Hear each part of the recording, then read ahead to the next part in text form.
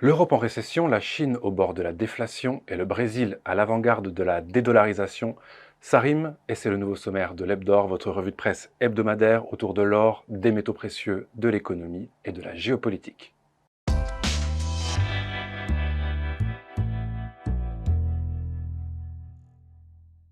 Avant de démarrer cette revue de presse avec toute l'équipe d'Aucoffre, nous voulions vous remercier du fond du cœur car vous êtes désormais plus de 50 000 à nous suivre sur notre chaîne YouTube. Nous avons eu envie de fêter ça en lançant un grand jeu concours. Le but, vous faire gagner le gros lot, à savoir une magnifique pièce en or pur VRX Tchad, signée au coffre, d'une valeur d'un peu plus de 650 €, de quoi se faire plaisir avant l'été. Pour participer, rien de plus simple, abonnez-vous à la chaîne si ce n'est pas déjà fait, partagez ce bon plan à 2 amis et inscrivez-vous sur le formulaire qui se trouve dans la description de la vidéo. Le tirage au sort et l'annonce du grand gagnant aura lieu le 4 juillet prochain à l'occasion du 47e épisode de l'Hebdor. Bonne chance à vous. Si vous nous suiviez déjà l'année dernière, en 2022, nous vous annoncions que, vu le contexte, l'Europe entrerait certainement en récession au cours de l'année 2023. Et bien voilà, on y est officiellement depuis la semaine dernière. Alors pour rappel, on parle de récession quand le PIB d'un pays ou d'une région est en recul pendant 2 trimestres consécutifs. D'autres économistes comparent le chiffre de la croissance d'un pays à l'inflation. Si l'inflation est plus forte que la croissance, alors le pays s'appauvrit, il est alors en récession. L'économie de la zone euro s'est donc contractée début 2023, entraînée par l'Allemagne. Au lieu de croître de 0,1% au premier trimestre, le PIB de la zone euro s'est finalement contracté de 0,1% selon l'estimation de l'organisme Eurostat. Après un recul du même niveau au quatrième trimestre, les conditions d'une récession technique sont alors réunies. La zone euro, dont on a alloué tout l'hiver la surprenante résilience, nous dit le Figaro, finit en réalité par voir son économie reculer alors que la plupart des économistes ne cessent depuis des mois d'annoncer une récession aux États-Unis qui ne vient toujours pas. Dans un article du blog L'Or et l'Argent, Jean-François Faure nous explique les différents facteurs qui amènent à une récession pour un pays, qui peuvent être notamment l'augmentation des taux d'intérêt, la difficulté d'approvisionnement ou un accès plus difficile à la main-d'œuvre, par exemple. Le président fondateur d'Aucoff.com analyse également comment l'or réagit habituellement au cours des périodes de récession. Il explique en premier lieu que si la récession économique est provoquée par la hausse des prix et donc l'inflation, cela se traduit par une faiblesse de la monnaie. Donc mécaniquement, le cours de l'or, lui, augmente.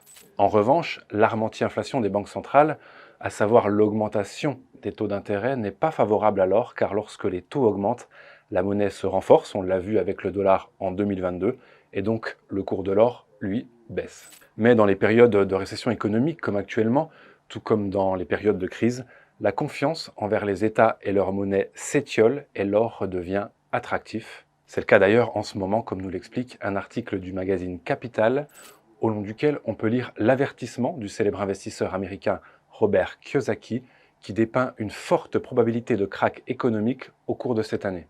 L'auteur du best-seller Père riche, Père pauvre invite les particuliers à diversifier leur capital dans ces périodes d'inflation systémique et de se tourner vers l'or, l'argent ou encore le bitcoin.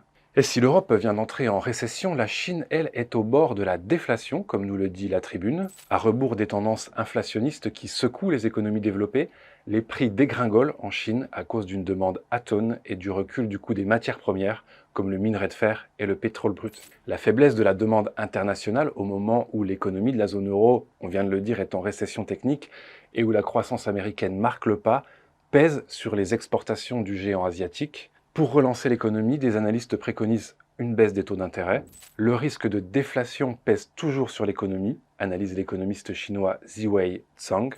Selon lui, les indicateurs économiques récents envoient des signaux cohérents indiquant que l'économie chinoise se refroidit. Lula à l'assaut de l'hégémonie du dollar, c'est le titre d'un long papier d'alternative économique qui décrypte la stratégie de dédollarisation du nouveau président brésilien. Sur le plan diplomatique, Lula a pris le parti de relancer la coopération au sein du groupe des BRICS, qui recense notamment la Russie, la Chine, l'Inde et l'Afrique du Sud, tout en réaffirmant son non-alignement sur les grandes puissances en place. Le Brésil s'entend aussi bien avec les États-Unis qu'avec la Chine, répétait-il encore récemment. Cette relance du groupe des BRICS s'accompagne de charges virulentes de Lula contre l'ordre mondial, jugé sous la domination des pays occidentaux, nous dit Alternative économique. Le président brésilien a par exemple remis en cause la légitimité des institutions internationales dont le FMI et la Banque mondiale, dominées par leurs actionnaires américains et européens, accusés de mettre le couteau sous la gorge à son voisin et allié argentin, à qui Lula a promis l'aide de la Banque des BRICS,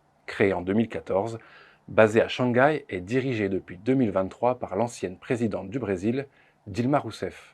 La posture critique de Lula vis-à-vis de l'Occident est destinée à ménager ses partenaires au sein du groupe des BRICS, dont la Russie et la Chine. Le Brésil de Lula veut apparaître avec New Delhi et Pékin comme l'un des leaders du Sud global, capable de résister à la domination économique et militaire de l'Occident, représentée par les pays du G7. Lula sait surtout que la place qu'occupaient auparavant les États-Unis dans l'économie brésilienne est aujourd'hui prise par la Chine. En 25 ans, la part des importations de biens et services d'origine chinoise au Brésil est passée de 2% à 20%, et la part des exportations brésiliennes vers la Chine de 1,8% à 34%, contrastant avec la chute de la part des exportations vers les États-Unis, passée de 21 à 9%. En 2024, le constructeur automobile chinois BYD devrait occuper les usines laissées vacantes par l'américain Ford après son départ du Brésil, un siècle après son arrivée. Tout un symbole. Avec la Chine, Lula pense avoir aussi trouvé un partenaire assez stable et puissant pour faire, au sein des BRICS, ce qu'une partie de l'Union européenne a su faire avec l'euro, à savoir créer un moyen de paiement et de réserve capable de rivaliser avec le dollar.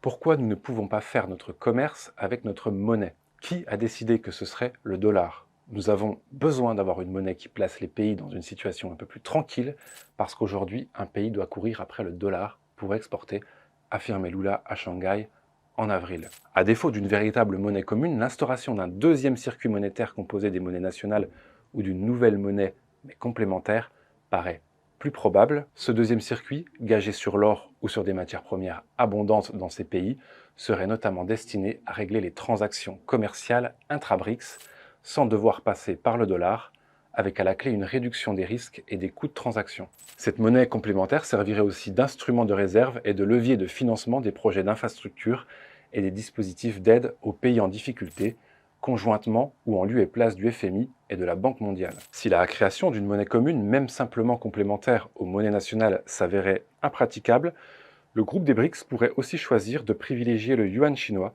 comme monnaie de référence pour ses transactions internes. Dans tous les cas, l'objectif du Brésil et de Lula est de saper l'hégémonie du dollar. Tout ça fait se demander au journal suisse le temps si un monde sans dollar est possible.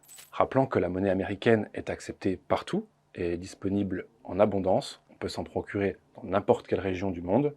C'est aussi une valeur refuge car elle est liée à la première puissance militaire et économique mondiale. Seulement, les États-Unis ont bien compris que l'omniprésence de leur monnaie leur confère un pouvoir fondamental, celui d'imposer des sanctions aux entreprises et aux pays qui l'utilisent. Depuis le début de la guerre en Ukraine, par exemple, Washington a décrété des sanctions contre la Russie, ses alliés et ses oligarques.